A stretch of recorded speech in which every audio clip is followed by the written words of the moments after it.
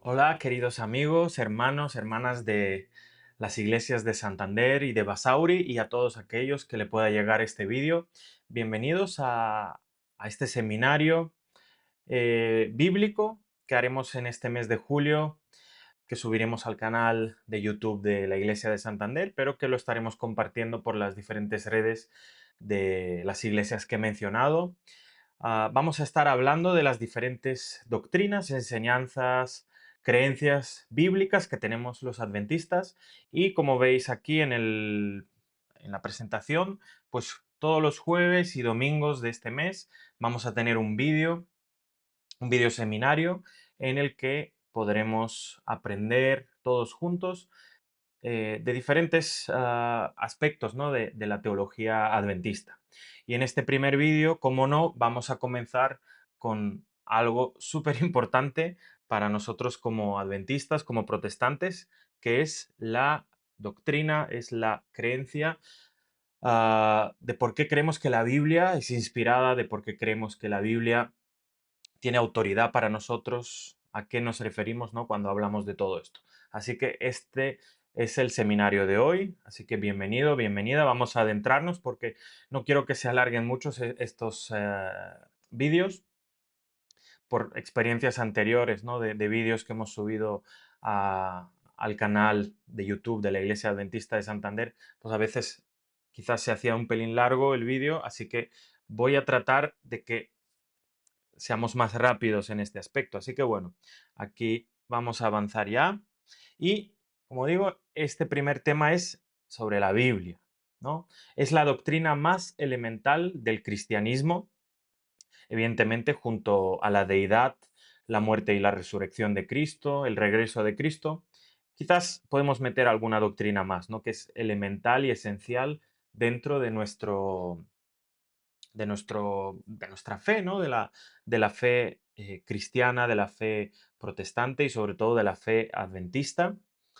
Am, por eso es tan importante conocerla, ¿no? De aquí sacamos todas nuestras ideas sobre la salvación, sobre la iglesia, sobre los orígenes, sobre la experiencia cristiana. Es todo para nosotros como protestantes esta creencia, ¿no? Por eso es importante empezar por aquí. Bien, vamos a ya avanzar en la introducción. La introducción va a ser casi un pequeño estudio bíblico, muy elemental, incluso si uno ha estudiado la fe de Jesús o algún otro estudio parecido, va a ver que usamos realmente los mismos textos, ¿verdad? Bien, a la pregunta, ¿quién es el autor de la Biblia?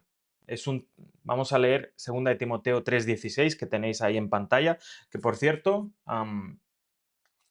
como como es algo fácil de que algunos de estos textos y ideas que vamos a estar hablando se olviden, sería muy bueno tener así un cuadernito, una agenda para apuntar ideas, para apuntar textos, contrastar y evidentemente pues siempre la Biblia también con nosotros. Así que os invito a que si queréis estar ahí, yo no sé en qué momento del día vais a ver esto, si es en directo, si es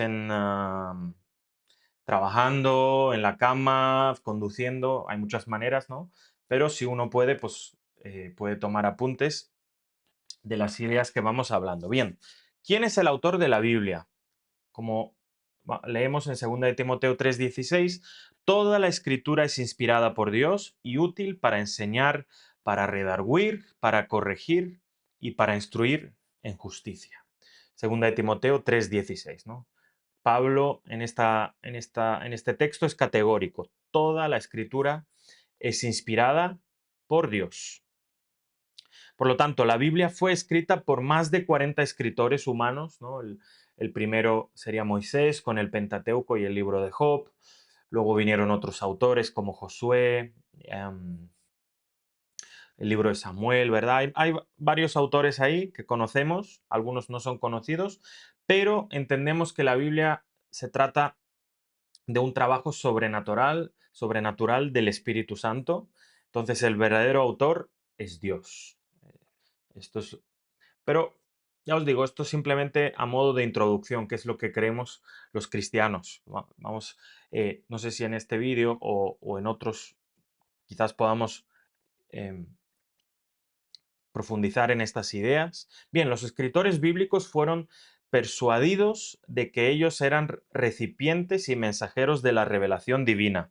Claro, David en 2 Samuel 23 dice, el Espíritu de Jehová habla por mí, su palabra está en mi lengua.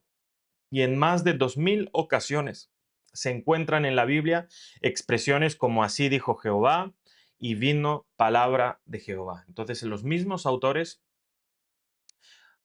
cuando escribían, cuando dejaban todo ¿no? Por escrito, pues se aseguraban de dejar claro que esto es una obra del Espíritu Santo de Dios. No era ellos, bueno, vamos a leer otro texto, ¿no? No era ellos porque querían escribir algo, porque en la Biblia se da en otras ocasiones, se muestra autores, profetas que quieren hacer, que transmiten la palabra de Dios, pero como podemos, como se observa ahí, ah, no es realmente. Entonces, no siempre que se dice Jehová o palabra de Jehová, habla Dios. Entonces, eh, hay una serie de requisitos, de filtros que- que la Biblia tiene, que nosotros los cristianos tenemos para saber a qué está inspirado y qué no. Bueno, otra pregunta que nos podemos hacer, ¿se puede confiar en la Biblia a pesar de que uno no entienda todo? Que es algo que incluso los más estudiosos pueden decir que no entienden toda la Biblia íntegramente. Bien, como dice Hechos 17:11, estos eran más nobles que los que estaban en Tesalónica, pues recibieron la palabra con toda solicitud, escudriñando cada día las escrituras para ver si estas cosas eran así. Y estamos ahí hablando de los bereanos. Bien, Dios no nos pide que creamos a ciegas. Él dice que debemos examinarlo todo antes de creer. Por eso uno nunca debe de creer porque alguien le diga que esto significa así o así. Uno tiene que tener una convicción propia, personal, sobre las verdades de la Biblia. Entonces, esto es muy importante, ¿no? Que el fruto de las creencias que uno tiene sean a base del estudio bíblico personal e intransferible, podemos decir. Hay mucha gente que no cree porque sinceramente no entiende. Es decir, hay algunas doctrinas eh, bíblicas, evidentemente, que no se aceptan simplemente porque quizás no se han entendido plenamente, no ha habido una manera correcta de explicarlas en el pasado o convincente. Entonces, em, hay diferentes motivos, evidentemente. Pero también están los que no creen porque no desean creer. Evidentemente, hay gente así que no importa cómo se muestre la verdad, quién muestre la verdad. Simplemente, pues hay mucha gente que dice, yo no quiero creer, no puedo creer, no me da la fe, muchas maneras. Entonces el apóstol Pedro advierte en que en ciertos casos hay algunos conceptos bíblicos difíciles de entender, como dice 2 de Pedro 3:16, las cuales los indoctos e inconstantes tuercen como también las otras escrituras para su propia perdición. Entonces, hay partes de la Biblia difíciles, pero eso no nos da derecho a torcer o añadir, a sacar cosas, sino el estudio, ¿no? Un estudio extensivo que a veces dura toda la vida es la clave eh, de que todo cristiano, ¿no? Sepa lo que cree.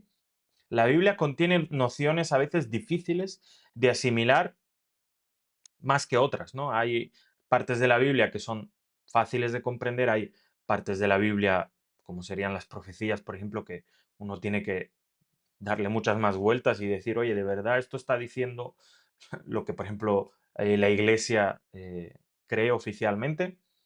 Pero bueno, a través de un estudio profundo, pues uno va entendiendo mejor y mejor. No hay una alternativa o un estudio personal profundo. No hay una alternativa para eso. Pero pero evidentemente siempre el estudio y las cosas difíciles se disciernen a través de la iluminación del Espíritu Santo, ¿no? Como dice Salmo 32:8, te haré entender y te enseñaré el camino en que debes andar. Sobre ti fijaré mis ojos. Y Hechos 8:30 al 31 nos recuerda que el Señor también utiliza seres humanos para guiar a sus hijos, ¿no? A veces uno no entiende un texto y quizás otra persona que sí lo ha entendido se lo puede explicar. ¿Cómo se revela la unidad de la Biblia? ¿No? Porque al final la Biblia son 66 libros escritos por lo menos por 40 autores, que hay más involucrados, ¿no? En escribas y luego encima los que lo han ido guardando por siglos y milenios. Bien, dice 2 de Pedro 1:21, porque nunca la profecía fue traída por voluntad humana, sino que los santos hombres de Dios hablaron siendo inspirados por el Espíritu Santo, ¿no? 2 de Pedro 1:21. Una de las razones por las que podemos tener seguridad en la palabra profética es la unidad de la Biblia, ¿no? Desde Génesis hasta Apocalipsis hay una coherencia, una unidad, un tema común que a veces no es tan fácil seguirlo o verlo, pero ahí está. Bien, el término Biblia proviene del griego ta biblia y que significa biblioteca o literalmente los libritos, ¿no? O sea, es una Biblia viene del idioma griego clásico o koiné. Es un conjunto de 66 libros, está el Antiguo Testamento, que comprende 39 libros, y el Nuevo, que tiene 27 libros, ¿no? La mayoría de los 40 o más escritores bíblicos no se conocieron entre sí y a lo largo de 1600 años vivieron en épocas y lugares distintos, ¿no? Podemos ver que pues, los autores de la Biblia tienen eh, tienen un trasfondo muy diferente los unos a los otros. Había estadistas, ¿no? Políticos como, por ejemplo, Daniel, pastores de ovejas, como David, médicos como Lucas, agricultores, algún profeta, ¿no? Del Antiguo Testamento, reyes, David también, que acabó siendo rey, o Salomón, eruditos como Isaías. Aún así, hay una asombrosa unidad en toda la Biblia. Uno confirma lo que el otro dice. Da la impresión de que un día se hubieran juntado todos para coordinarse y escribir sobre el mismo asunto. Lo que sucede es que el Espíritu Santo preservó la verdad en vasos de barro, ¿no? Incluso hay críticos de la Biblia que dicen que la unidad que tiene la Biblia es a causa de que la mayoría de los libros son de autores muy cercanos, sobre todo en el Antiguo Testamento y en el Nuevo, ¿no? Es decir, no, que los autores no son los que creemos, sino pues fueron eh, sí, bueno, que la Biblia se originó de otra manera, más bien por unos comités ahí de rabinos o de la secta cristiana, ¿no? Que se extinguió del judaísmo. ¿Qué es la revelación entonces? Cuando hablamos de la revelación, ¿a qué nos referimos? Los verbos bíblicos traducidos como revelar, en hebreo galá, em, y en griego apocalupto y fanaró. Estos verbos conllevan la idea de manifestar, ¿no? La revelación es que Dios manifiesta em, aquello que no se conoce, ¿no? Aquello que está oculto. Basados en esta información podemos definir la revelación sencillamente como el acto o el proceso a través del cual Dios se da a conocer. ¿Por qué? Dios se da a conocer, Él mismo se revela a sí mismo, ya que los seres humanos somos finitos, limitados y además afectados por el pecado. Entonces jamás podríamos conocer a Dios si Él no se nos diera a conocer primero. O sea, la mente humana en pecado no puede concebir bien a Dios. Cuando un ser humano se pone a imaginarse a Dios o idearse Dios, ¿no? crea pues, maneras muy distorsionadas de ver a Dios. Por eso Dios vio necesario revelarse y además que quede por escrito, ¿no? su revelación, ya que Él necesitaba darnos a conocer información muy valiosa, sobre todo para nuestra salvación, ¿no? La vida eterna. Por lo tanto, el gran propósito de la revelación es que nosotros conozcamos a Dios. Aún habiendo tenido el encuentro personal con Él en el pasado, la revelación busca que continuemos creciendo en el conocimiento, ¿no?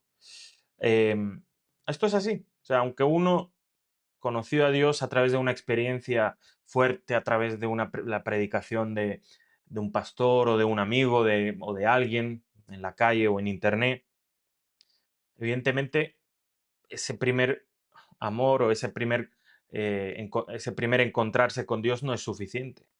Uno necesita crecer a través de, de adquirir el conocimiento que lo encontramos en la revelación.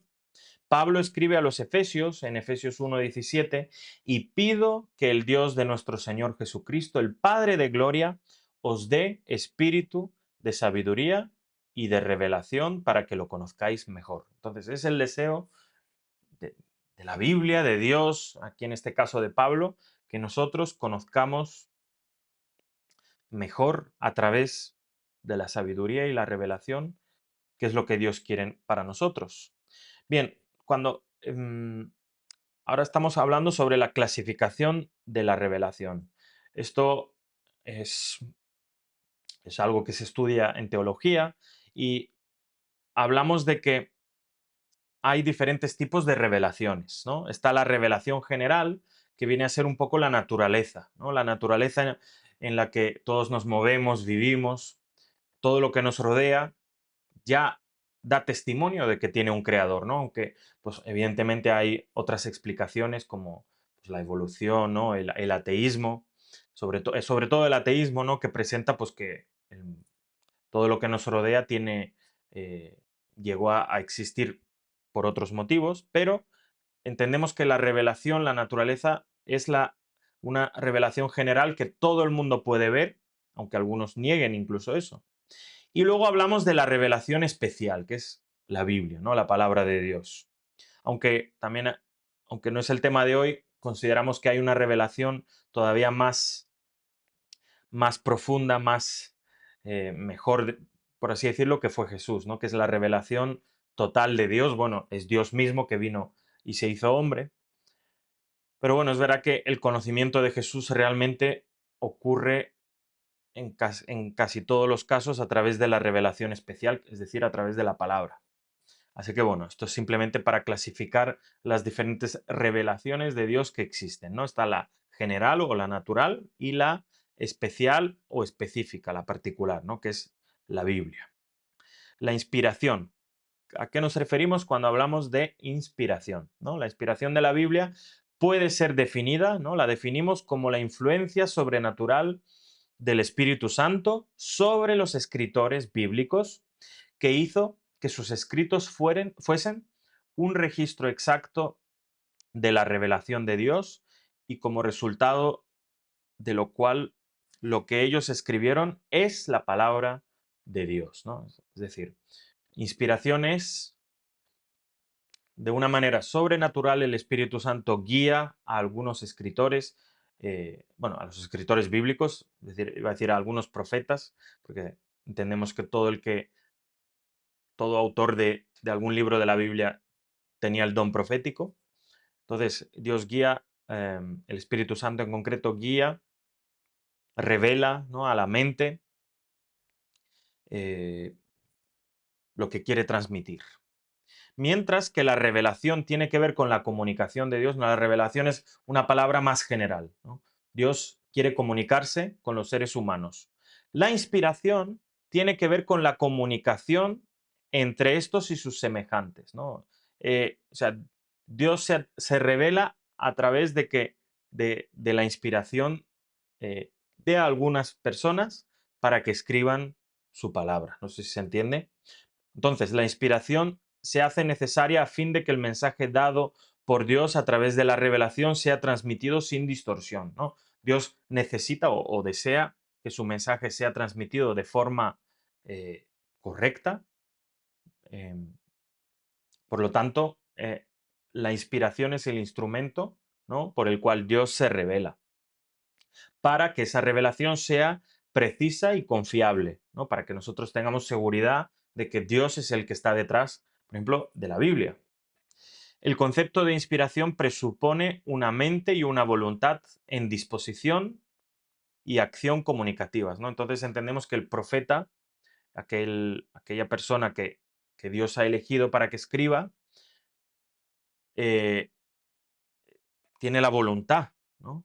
Tiene su mente, su raciocinio, en general, y su voluntad están en disposición para que Dios los pueda usar de esa manera. Y es la mente divina actuando en las mentes de sus mensajeros escogidos.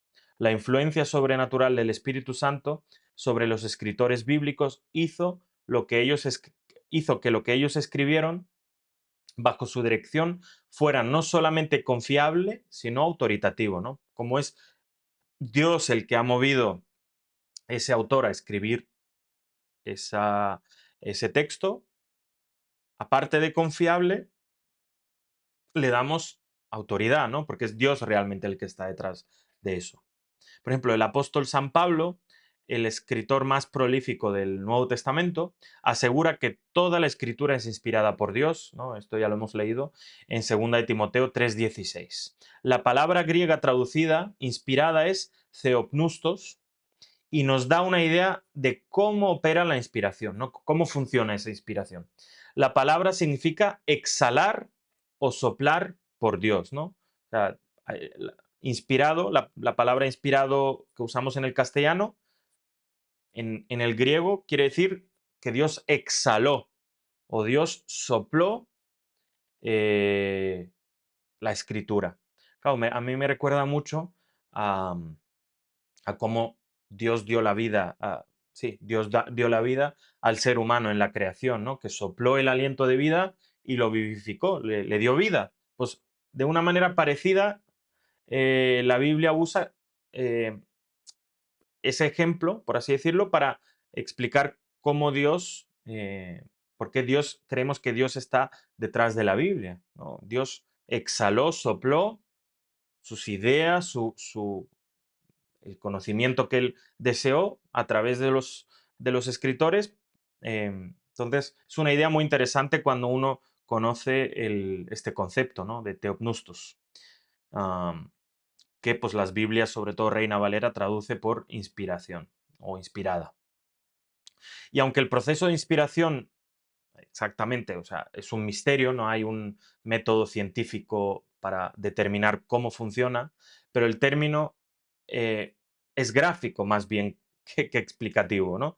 Toda la escritura, podemos leer, toda la escritura fue soplada por Dios a sus escritores de tal manera que el producto final, aunque escrito por hombres, resulta ser la palabra de Dios. Es, entre comillas, lo que la Biblia, ¿no? Los cristianos nos referimos como un misterio, ¿no? Que no tenemos una explicación exacta, pero sabemos que así ocurrió, aunque no podamos explicar el cómo.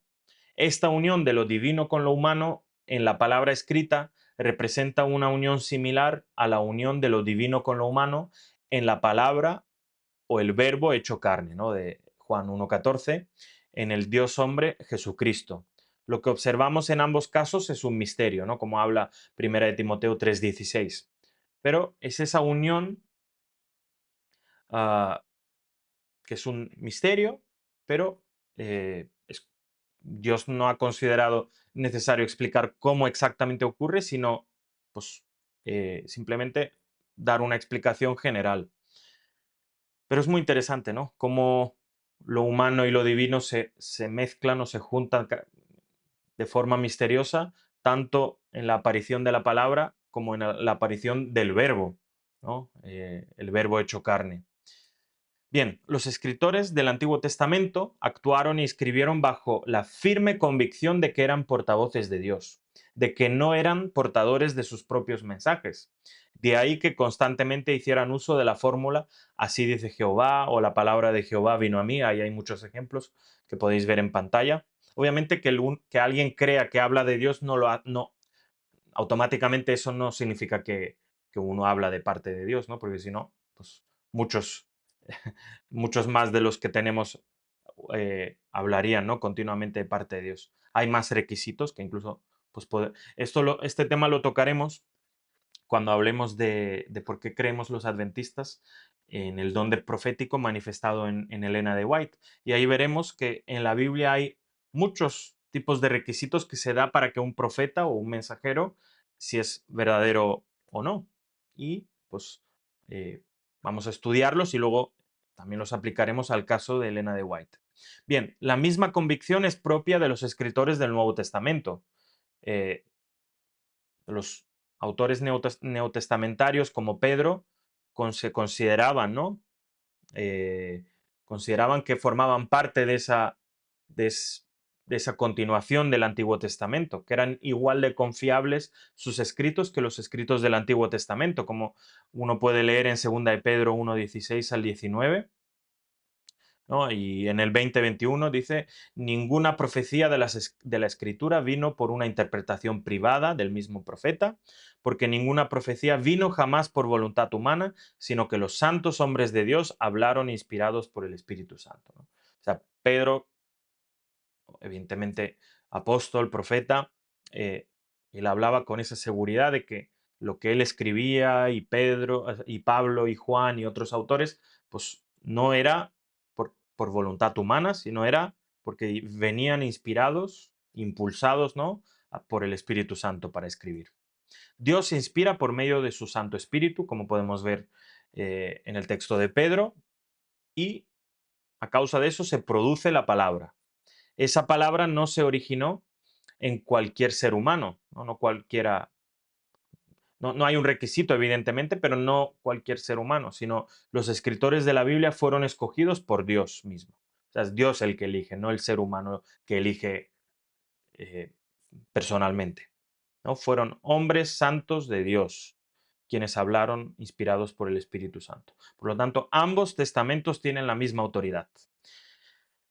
Entonces, la autoridad bíblica, ¿no? Cuando hablamos de. Bien, la Biblia es la norma suprema, infalible, única del cristiano. Cristo mismo probó todas las cosas con un escrito está, ¿no? El famoso escrito está, que lo encontramos en muchas partes de los evangelios.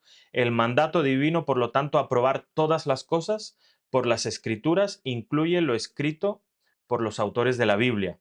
No los excluye, pues Dios determinó que los espíritus de los profetas estén sujetos a los profetas, ¿no? Tiene que haber una comunión entre los escritos, de ahí que consideramos que los libros inspirados que están en el canon bíblico es porque hay una unidad. Luego, pues hay libros em, que no consideramos inspirados, se llaman deuterocanónicos o apócrifos, que pues, traen temas o ideas que no son propias de la Biblia, ¿no? No consideramos que esas ideas forman parte de la revelación divina y por eso no están en el canon. Escrito está, ¿no? Esa es la norma suprema, infalible, para saber si una doctrina es verdadera o no, que tenemos los cristianos.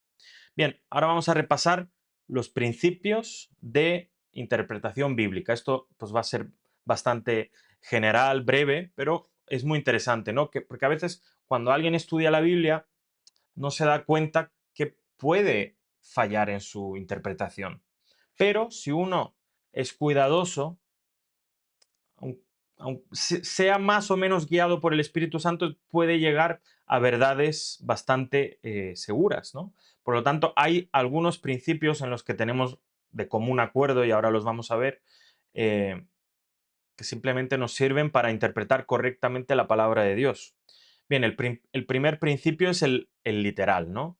Quiere decir que hay que entender la Biblia en su sentido simple, obvio y normal. ¿Por qué? Pues porque sobre todo influenciados por la filosofía griega, había otras maneras de interpretar la Biblia, cualquier texto, que no sé si habéis escuchado del método alegórico o espiritual, ¿no? Que dicen que nada puede ser tomado literal, ¿no? Como si nada tiene un significado literal, simple, obvio, normal, todo es una alegoría. Entonces tú puedes coger cualquier texto y darle el sentido que tú quieras y no pasa nada. Pero, ¿qué ocurre? Que la mayoría de textos, bueno, toda la Biblia, y obviamente hay diferentes excepciones, como si es una profecía, si es una parábola, si es una poema, ¿no? Un canto, porque a veces pues, en esos géneros ya no se puede tomar tal cual literal, ¿no? Pero la Biblia, en línea general, ¿no? De Génesis a Apocalipsis, hay que tomarla de una manera simple, literal, normal, y por lo tanto los cristianos rechazamos el método alegórico, porque el método alegórico destroza el significado de la Biblia. Porque puedes coger el texto más claro y darle literalmente el significado que tú quieras, ¿no? Y además estos métodos pretenden forzar el texto para encontrar una interpretación oculta, mística, secreta, ¿no? Se mueve mucho en ese. Evidentemente, este método, el alegórico, el espiritual, pues tristemente siempre se da dentro del cristianismo, pues porque hace que sea muy fácil crear cualquier doctrina de la nada ¿no? Y se usa mucho este método de una verdad oculta que nadie sabe. Pero claro, es un texto, o sea, es una manera de interpretar la Biblia que no es correcta. Y también hay que tener cuidado del otro extremo, ¿no? De no ser demasiado literalistas, porque lo opuesto también ocurre, que hay personas que literalizan eh, toda la Biblia y, y no tienen no. Y eso ocurre porque igual desconocen diferentes elementos de la literatura bíblica, ¿no? Hay muchos elementos como culturales, gramaticales, en general todo el contexto en el que se mueve cada texto, hay que tenerlo en cuenta para tampoco ser ni muy literalista ni alegorizar y que todo pierda sentido, por así decirlo. Bien, ahí está el principio histórico, ¿no? Es necesario entender el marco cultural, político y religioso en el que se escribió una porción de las escrituras. Por eso cuando uno estudia Génesis, la creación, pues tiene que tener el contexto de Moisés, que salió de Egipto, que trata de convencer al pueblo que quizás cree en, en los mitos egipcios o babilónicos o cualquiera de estos, ¿no? No es lo mismo leer los evangelios, ¿no? Porque hay que conocer, pues quizás cómo era el judaísmo del siglo I en el que se movió Jesús, ¿no? Hay muchas batallas dialécticas, sobre todo entre Jesús y los fariseos, que cuando uno conoce mejor la cultura, ¿no? El estado político de Judea en ese momento, el estado religioso, ¿no? El judaísmo, la religión judía, pues uno entiende mucho mejor, ¿no? Siempre hay que preguntarse quién escribió este pasaje, cuándo lo escribió, para quién lo escribió, por qué lo escribió, en qué circunstancias lo escribió. Simplemente haciendo estas preguntas resolveríamos tantos errores teológicos, porque hay ciertas interpretaciones que los cristianos damos al texto que realmente no tienen lugar si uno conoce bien el Antiguo y el Nuevo Testamento, ¿no? Y todo toda la cultura, ¿no? Todo el contexto que los rodea. Bien, luego está el principio canónico, que lo podemos ver como ejemplo en Lucas 24-27, que dice que la Biblia debe de ser su propio intérprete, tal y como se encuentra hoy el canon de las Escrituras, ¿no? La Biblia, pues no se ha de explicar con elementos externos, porque si añadimos un elemento externo, ya sea la filosofía, la alegoría, incluso algunos aspectos de la ciencia, pues ya se distorsiona eh, la Biblia a la hora de interpretarla, ¿verdad? Luego está el principio de la unidad, ¿no? Que pues, podemos leer Isaías 28, de 9 al 10, para hacernos una idea. La Biblia es consistente consigo misma, ¿no? Ninguna parte contradice a otra porque todo el texto es una unidad. Y creo que ahí tapo una parte del texto, disculpad.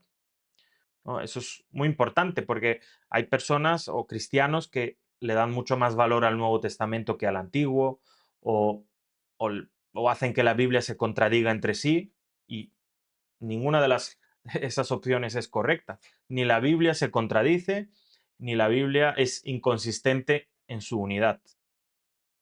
Luego está el principio cristológico, ¿no? Juan 5:39.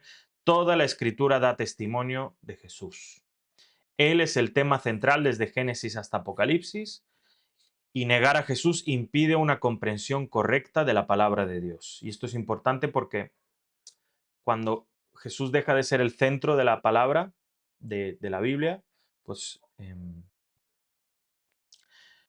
se pierde el centro, ¿no? El centro cristológico de la Biblia, y también ocurren, pues la interpretación pues, se ve dañada, ¿no? Cuando uno estudia la Biblia. Luego está el principio cósmico, este quizás es algo más adventista, ¿no? En el que consideramos que los eventos registrados en la Biblia deben contemplarse a la luz del amplio contexto del gran conflicto entre Cristo y Satanás, ¿no? Hay muchas escenas en las Escrituras en las que se puede ver ese gran conflicto. No todo, pero pues, ¿no? Escenas como la de Elías, como la de am, l- todo lo que ocurrió ahí en Medopersia, la adoración de Nabucodonosor. Hay muchas escenas del Antiguo, del Nuevo Testamento. No siempre se ve eso, ese gran conflicto cósmico, pero cuando uno lo tiene siempre presente, puede dar una interpretación más natural al texto bíblico, ¿no? Su comprensión em, plena se logra cuando se lee bajo la perspectiva del conflicto de los siglos entre Jesús y Satanás, ¿no? Y cómo Dios finalmente termina con una victoria. Así que bueno, estos eran los principios de interpretación bíblica que tenemos que tener en cuenta. Y para terminar, ¿no? Tenemos que tener en cuenta que la Biblia tiene poder, como dice Hebreos 4:12.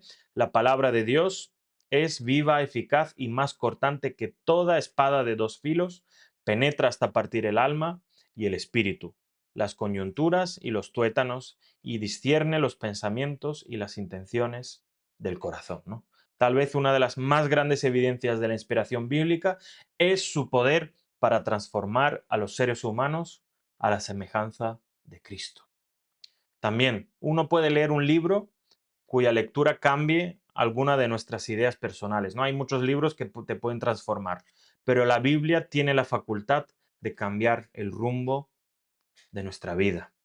El poder de las Sagradas Escrituras ha transformado el corazón de todo tipo de personas, incluyendo pues, cualquier pasado que han podido tener, ¿no? ¿Cuál es el tema central de la Biblia? Ya lo hemos dicho antes, pero siempre lo tenemos que tener claro. Escudriñad las escrituras, como dice Juan 5:39, porque a vosotros os parece que en ellas tenéis la vida eterna, y las escrituras, ellas son las que dan testimonio de mí. Por lo tanto, el tema central de la Biblia es Jesús, ¿no? Y eso es un ejercicio muy interesante que todos podemos hacer, es en cada texto tratar de encontrar